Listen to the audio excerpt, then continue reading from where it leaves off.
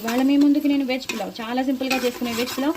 First అయితే నేను cooker పెట్టేసుకున్నాను, అందులో తగినంత నెయ్యి వేసుకున్నాను, అలాగే నూనె వేసుకున్నాను. అందులో నేను సాజీరా వేసాను, అలాగే లవంగాలు ఒక 10 లవంగాలు, అలాగే ఒక 3-4 ఇంచులు పెద్దవి దాల్చిన చెక్క వేసాను, 8 ఇలాచి వేసాను, బిర్యానీ ఆకు వేసాను, పుదీనా వేసాను, పచ్చిమిరపకాయలు బాగా వేగించేసాను. బాగా వేగిపోయాక ఉల్లిపాయలు కూడా వేసాను. ఉల్లిపాయలు కూడా బాగా వేగిపోయాక మా ఇంట్లో చేసుకున్న అల్లం వెల్లుల్లి పేస్ట్ వేసాను. సూపర్ ఉంటుంది మా ఇంట్లో చేసుకున్న అల్లం వెల్లుల్లి పేస్ట్, చాలా మంచి ఫ్లేవర్ వస్తుంది. సో లవంగం దాల్చిన చెక్క మంచిగా వేసుకోండి, ఇలాచి మంచిగా వేసుకోండి. చక్కగా ఉల్లిపాయలు బాగా వేగాక అల్లం వెల్లుల్లి పేస్ట్ వేసేసి అది కూడా బాగా వేగిపోయాక పచ్చివాసన పోయాక అప్పుడు మీరు కొంచెం పెరుగు వేయండి.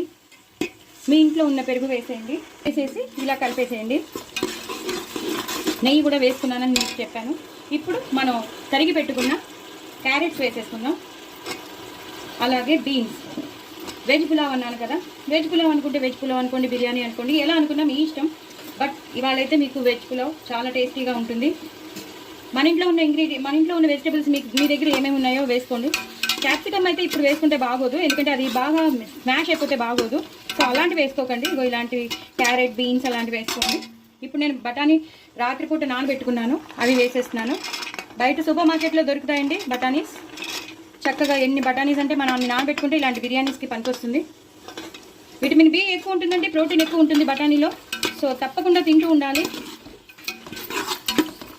ఇప్పుడు కొంచెం పుదీనా వేసేసుకుందామండి. నేను పుదీనా తెప్పించి పెట్టుకున్నాను, పుదీనా వేసేస్తున్నాను. అలాగే బంగాళదుంపలు పెద్ద పెద్ద ముక్కలుగా తరిగి పెట్టుకోవాలండి. బంగాళదుంపలు చిన్న చిన్నవి కాదు. ఇవి ఒకసారి మగ్గాలండి. మగ్గాక మీకు మళ్ళీ చూద్దాం. వెజిటబుల్స్ అన్నీ బాగా మగ్గాయి, మగ్గక్కర్లేదు, జస్ట్ కొంచెం వేగాయి అనమాట ఆ మసాలాలో. ఇప్పుడు నేను తగినంత మనం కొలిచి పెట్టుకుంటే ఎంత మనం కొలిచి పెట్టుకున్నామో ఆ బియ్యం అంత వేసేసుకోవాలండి. అంతా కలిపేశానండి, బియ్యం అంతా కలిపేశాను. నేను తీసుకున్న బియ్యానికి నేను తగినన్ని నీళ్లు పోసేసాను. అలాగే కొత్తిమీర ఎక్కువ వేసుకోవాలి, అలాగే పుదీనా ఎక్కువ వేసుకోవాలి. లాస్ట్లో నెయ్యి వేసుకోవాలి, అలాగే తగినంత ఉప్పు. మనం తీసుకున్న రైస్ని బట్టి ఉప్పు వేసుకోవాలి. అలాగే కొంచెం కారం అంతేనండి. మొత్తం అంతా ఇలా కలిపేసుకోవాలి. నెయ్యి మాత్రం పైనుంచి వేయండి, అప్పుడే టేస్ట్ వస్తుంది బాగా. ఇలా మొత్తం అంతా కలిపేస్తే ఉప్పు కారం అన్నీ కలిసిపోతాయి, అల్లం వెల్లుల్లి పేస్ట్ అంతా కలిసిపోతుంది.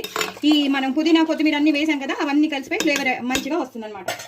చూసారు కదండి ఎంత బాగా విడివిడిలాడుతూ వచ్చేసిందో వెజ్ పులావ్. చూస్తుంటే టెంప్టింగ్గా లేదు, నోరు ఊరిపోతుంది కదా. మరి ఇంకెందుకంటే ఆలస్యం, ఇలా చేసేసుకోండి, నేను చెప్పినట్టు చేసేసుకోండి.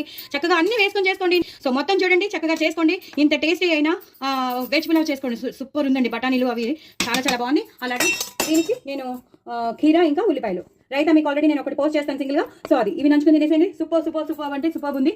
చాలా చాలా టేస్టీగా ఉందండి. బాయ్.